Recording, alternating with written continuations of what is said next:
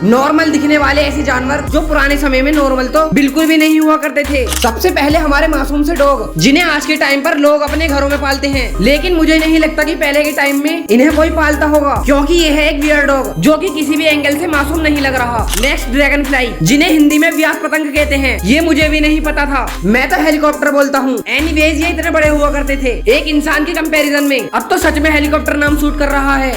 बात तो सही है। नेक्स्ट मिलीपीड, आज के टाइम में ये बहुत छोटे होते हैं, लेकिन हमेशा से ऐसा नहीं था। पहले ये इतने बड़े हुआ करते थे जिसके ऊपर बैठकर आप सवारी कर सकते थे। नेक्स्ट स्लोथ, ये ज्यादातर पेड़ों पर ही रहते हैं, लेकिन पहले ऐसा नहीं था क्योंकि ये इतने बड़े हुआ करते थे।